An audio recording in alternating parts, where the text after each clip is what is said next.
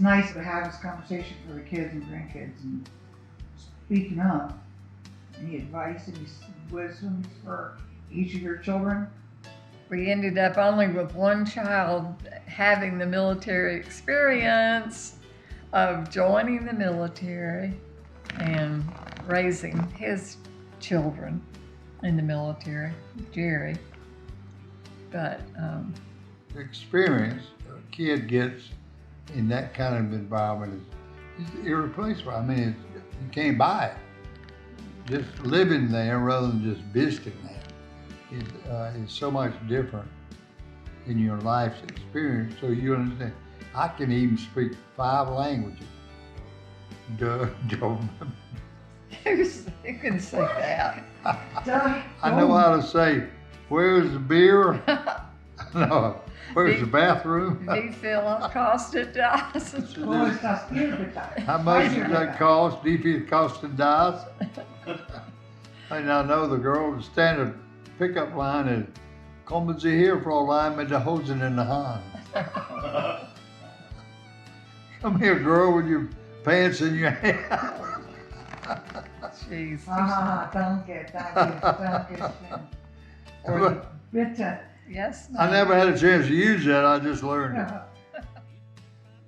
Why Watkinsville instead of Athens, and why the acreage? I can answer that one. Politics. Oh, All the professors were in Athens. We wanted to be Athens is basically away a from sanctuary politics city, and and university. Watkinsville is part of America. We needed a big house and there were none. None being built. So we had to get a rental. And these people were going to be the first ones out. And they weren't had- moving for 3 months or 2 months, so we had to 1 month. we had to rent that little apartment over on Baxter. University garden with 4 kids in a month. of all the places you've lived, do you have a favorite? Do you have a favorite kid, favorite daughter? You're not gonna get her to pick anybody. No. I'm not going to. But from Germany to Colorado, I don't know, I think what stands out, California was nice. Colorado. Germany, we love Germany. Go back there if we had a chance. Had a chance, but it was nice to get back close to home and relatives by coming back to Georgia. It was a golden opportunity to come full circle in my career and in my job, to come back here and get the job that I started in. I went through ROTC, and then to have this be where I knew I was going to retire from. It just seemed to be a perfect answer, and then everything fell into place after that. It just, the retirement, I went to work for the athletic department. I worked there 15 years. It just, everything worked together, and we made a lot of friends. President of Rotary Club, do all this, I met all the town friends, and there's lots of folks. And we're a University of Georgia family. Having had so many go to Georgia, it was just good to be home. so you were 2 years behind Abbott. You were a Zeta, Yeah. and then when you came back when I moved back here, you were president of Zeta alone? Well, I just got active with the retired older Zetas, and now they're kicked up to where there's a real sorority of alums now here. And your mom came and lived, grandma came and lived here in Athens because of y'all, didn't she? Yeah, because she was ready to move to a smaller place, so we got her over here in Athens. That made it nice. What did you think about the idea of growing grapes? Crusher's Vineyard. His thing. Mine always. The idea was figuring out some way to make the place pay for itself. Stomp them grapes and make that wine.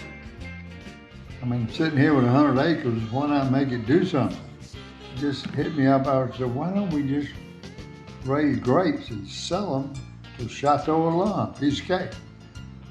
Never entered my mind that they had to be pruned and fertilized and watered, and somebody's got to pick those damn grapes, and somebody's got to take them over to Chateau Alon and turn them over to the band.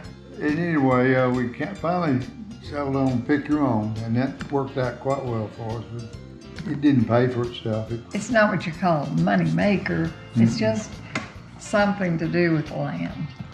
When we have a good crop, you can fill my bucket without moving in one of these vines.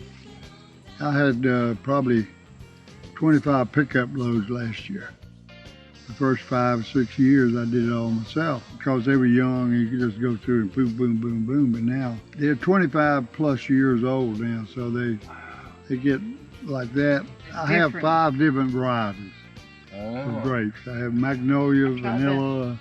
Now the one thing about scuppernong, it's an outside fruit. You have to get the juice out of it, but you have to spit out the seeds in the hole. You don't eat them in the house. It's not a social fruit. They make pretty good wine, and well, it's just muscadine wine. Yeah. And we mix Red it. We got some that are light green when they're ripe, some that are light brown when they're ripe, and it's just different. You got bigger ones, you got the little ones, smaller than that. I mean, there's over 120 varieties of scuppernong. They were making wine with the muscadine in the 1500s. The Spanish, it was there. And they're native and they're wild and they liked them. You can make jelly, anything with it. People love them. So the kids would help prune or whatever whenever they were here. And I think I have every friend you know has helped prune. All your buddies, Joe Comfort, I mean, yeah, all of his football teammates who loved getting together out here and the war stories they would tell. Oh my Lord, just up and down one road. Constantly, and so they've all passed on and left the vineyard, and as it's aging, everybody is too. Everybody else is. So. I remember one time in the middle of all that when we were all out there pruning.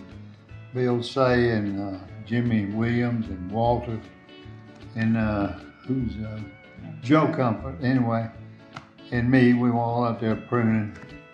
But just something came over me, and I said, I said, y'all know that, heard that story about the little boy that was lost in the woods. And he said he thought he was a real scout and he knew everything about being out in the woods and everything, but he got turned around and got lost, and it was getting dark, and he just said he'd always heard if you get in trouble, you just ask the Lord for help. So he was asking the Lord to kneel down on his knees and looked up at the sky, and he said, Lord, please help me, I'm lost and I don't know how to get home. About that time, an owl in the tree above him crapped right in his hand. He looked at it and said, oh, Lord, don't hand me no shit, I'm really lost. And that broke Bill Say up, he fell to the ground laughing. It just really tickled. It broke him up, man. It's just an old corny joke, but it just hit us right, and it turned out to be the funniest thing we ever heard. Anyway, that's where we are there. It was a great, great career. I have 4 great children, 10 great grandchildren, and I guess Tracy's my #1 daughter. So any advice for your grandchildren? You think you want them to go into the military? What do you have for the children that are now starting to marry? They're all in their 20s. Respect your parents and mind them. I would like to see us return to patriotism and loyalty and respect for the flag and the Constitution, and we have strayed so far away from that if we're not careful, we're not going to have a country very much longer. We don't have any hardcore Americans left in any branch of the government. I don't think, including the military. I think those guys are a bunch of damn jokers. They got 4 or 5 stars and they don't even know who the hell they are or where they're from. They don't know anything about their country. Nobody taught them in school. It's pitiful to me, and I would say learn your country's history. Study about how you were founded and how we came to be and what made us so great and why you should be so privileged and so proud as long as you live to be an American and have the opportunity to do anything you want to do with whatever talent you have, because very few places in the world can do that, and it's getting to be the way in this country. They're taking it away from you every damn day. We have dumbed down the American public so much in our school system that they don't know they're being screwed. There's no Americans left. There's no guy from my country left that made this country through World War I, World War II, Korea, everything that these people have died for, including the ones in Afghanistan, the ones in Vietnam, all that. It was for nothing. That's where we are, ladies and gentlemen, and if my children and grandchildren don't do anything about it, stand up to it, it's gonna not exist. Somebody's gotta step up and be a leader and turn it around. And we gotta re-educate those people that the school system has dumbed down to the point where they don't even know they're in trouble. They don't even know it's being taken away. I know that's ridiculous, Too many but people that's where it's have coming. lost faith in God, and that's where it all Absolutely. starts. That is the main thing for the whole thing, not only your patriotism, but your belief in God and your maker. It's just my children and grandchildren, if you ever do anything, listen to what we're saying, you know. Because if you don't do something, your grandchildren will not have a country to live in. Oh, last word. Go Dogs.